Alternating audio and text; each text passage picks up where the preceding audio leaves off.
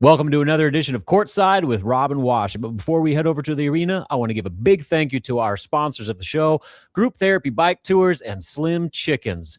We'll start with Group Therapy. They are all in on the Nebraska basketball wave. Head over to grouptherapybiketours.com and book your ride today for all of your pregame, postgame, whenever game, birthday party, wedding, family reunion, corporate event. They have a 15-person trolley ride, a 6-person mini bike for whatever event you want to celebrate. And like I said, it is full force in Nebraska. If you've gone to a Nebraska game, I'm sure you've seen the trolleys riding around the Haymarket and downtown Lincoln. If you go over to grouptherapybiketours.com and use the promo code NebraskaBall, you will save 15% on your first ride. So make sure you head on over there and support our great sponsor. It's a ton of fun. I've been on it several times. Could not recommend it enough. Now over to our other sponsors, Slim Chickens. Bill Hooks and his wife Stacy are diehard Nebraska fans, and they couldn't wait to jump on the Nebraska basketball train. Locally owned Slim Chickens has 2 locations, 84th and Old Cheney and 16th and Pine Lake. Slim Chickens features a variety of options with fried and grilled chicken tenders, wings, salads, wraps, sandwiches, chicken and waffles, and southern sides. What makes Slim's different? Well, they have over 17 different dipping sauces for guests to choose their favorite. Slim Chickens is available for dine-in, drive-thru, or delivery via their online ordering. Check out Slim Chickens app and start earning rewards today. Slim Chickens is always a favorite for large gatherings and tailgate parties, especially Nebraska basketball tailgate parties, and let them do the cooking for you. Slim Chickens is moving forward, and they are expanding to the north side of Lincoln soon, so keep an eye out for that. Stop into your local Slim Chickens restaurant today for some southern hospitality and see their newly remodeled locations. Again, thanks to all our sponsors. Now let's head over to the arena and take you courtside with me, Rob and Washut. Welcome to another edition of Courtside with Rob and Washut, the final regular season edition of Courtside with me here at Pinnacle Bank Arena following Nebraska's 84-75 overtime senior day victory over rival Iowa. And it was a game that was defined by emotion from 2 hours before tip, and then senior day ceremonies, and then obviously with the way that the roller coaster game played out with so many back and forth swings, the collapse at the end of regulation, and then the furious finish in overtime. This game had pretty much a little bit of everything in it, and in so many ways it kind of defined what this senior group has been all about, with particularly Sam Hoiberg, Rink Mast, Jamarcus Lawrence. Their career has been about as up and down as it gets, all in their own respective ways. We talked about this in the pregame show. But for this game to kind of test Nebraska's resilience and their ability to keep their emotions on an extremely emotional day in check, I think kind of defined what has gotten them to 26 wins, which now matches the 1991 season for the most wins in program history. So another record-setting performance, clinched a 2 seed in the Big Ten tournament. That's Nebraska's highest ever seed in a conference tournament. So the first just keep on rolling, and for it to happen this way, like I said, I thought was kind of the perfect send-off for this senior group. Just from a basketball standpoint, this was a game where Nebraska clearly had a plan to get back to itself defensively.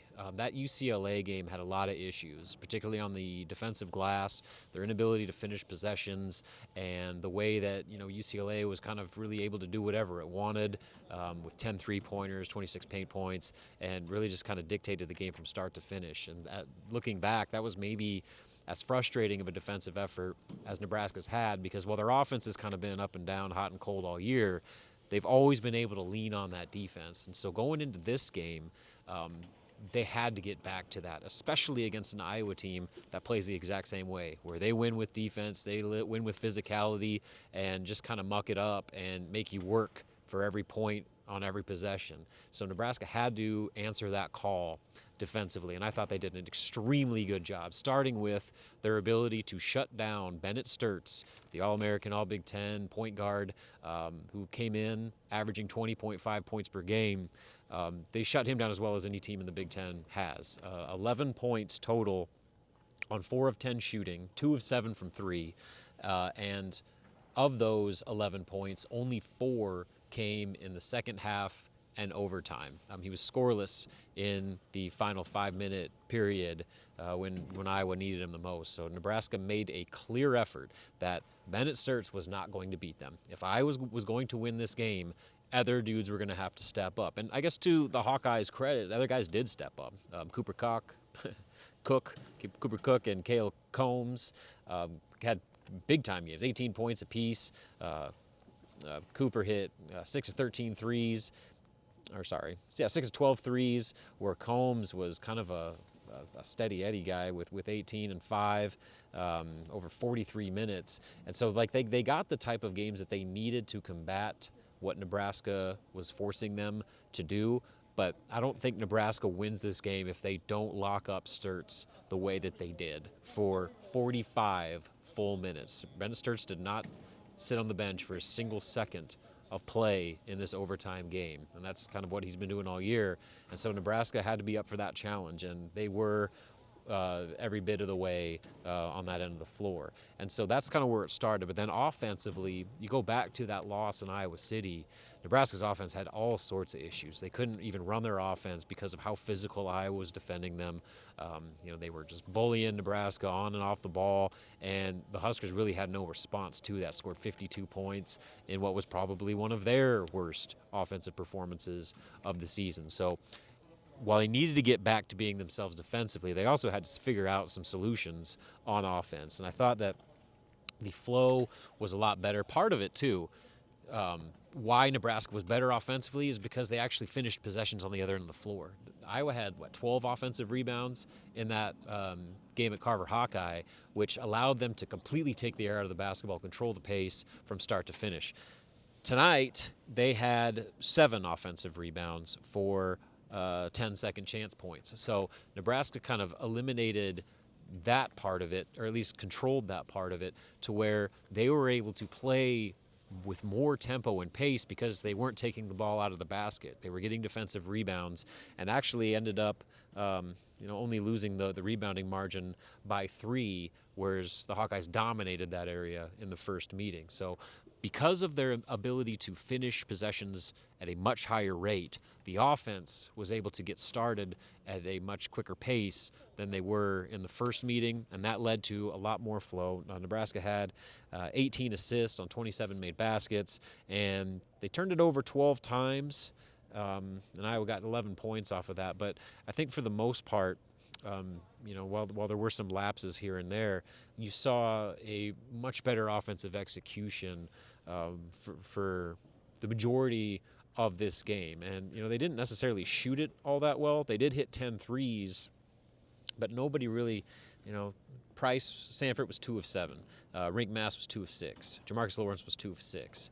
So, it wasn't the most efficient shooting day, but I think they hit enough threes to make Iowa have to adjust a little bit to them, to where they, couldn't just completely focus on the perimeter. Nebraska also did a good job of getting in the paint, scored 34 of their 84 points inside the paint. And so that, I think, was taking advantage of, by hitting threes, Iowa had to dedicate itself more on the perimeter, and Nebraska took advantage by getting the ball inside and scoring at the rim at a much better rate than they did in Iowa City. So that was a big part of it too. And then I think maybe most importantly, your seniors stepped up with some big games. Rink had 14, hit a couple threes. He was 4-4 from the free throw line. Sam Hoiberg was Sam Hoiberg, 15 points, 5 of 7 shooting. He did turn it over. I think he matched his career high with 4 turnovers, which was a little bit uncharacteristic of him, but he also made up for it with 5 steals and was a plus 10, team high plus 10 on the night with his plus minus. And then the other X factor too. So you got your expected production out of those guys, but then Cale Jacobson stepping up the way that he did, especially in such clutch moments down the stretch at the end of the second half, and then especially into overtime. His 2 3-pointers, 3 defensive rebounds over those 5 minutes in OT, I thought changed the game, where, they were basically daring Cale to make a shot. He was getting wide open looks, And the big thing tonight was that Kale wasn't just taking those shots; he was shooting them with confidence. He looked the most like the Cale Jacobson from the college basketball crown, where he emerged as a a fixture in this lineup during Nebraska's run down in Las Vegas. This was the closest I think he's looked to that, maybe that he has all season long. He had 15 points career high, 8 rebounds career high, a perfect 6 of 6 from the field, including those 2 critical three-pointers in overtime that really got Nebraska going and allowed them to outscore Iowa 14-5 over that extra period. So Cale Jacobson had the perfect time to step up with the best game of his Husker career to help send his seniors out the right way. And I will say that maybe the coolest moment of this game for me was with Cale. Nebraska gets the defensive stop, and Iowa kind of concedes and waves the white flag, and so Nebraska's dribbling the ball out with about 10-15 seconds left. Cale makes it a point to go find Sam Hoiberg and hand him the basketball so that Sam can have the ball in his hands for the final seconds and as the buzzer sounds in his final home game here at PBA. It was just a super cool moment, and to me kind of embodies everything that Sam Hoiberg means not only to this fan base and the state and how Husker fans have just rallied around him, but internally with these players. That Cale had the presence of mind to say, I got to find Sam in that moment and do this for him shows the level of respect and importance that Sam carries inside that locker room. So, like I said, it was just it was stressful. It wasn't always the cleanest, but in many ways, that's kind of defined this team. Even when they started 20-0, it wasn't perfect. They had to edge out Kansas State. They barely beat New Mexico. There's some games early in the year where they kind of had to figure it out when it mattered the most, just like they did tonight. And so, in a way, it was a fitting end to what has been a historic regular season for Nebraska basketball. And the best news of all is that they're just getting started now. Now is where it gets fun. We're entering March, starting with the Big Ten tournament in Chicago. Obviously, this win, like I said, clinched a 2 seed in the Big Ten tournament, and they will play likely Purdue, but potentially Indiana or whoever wins some of those lower tier games.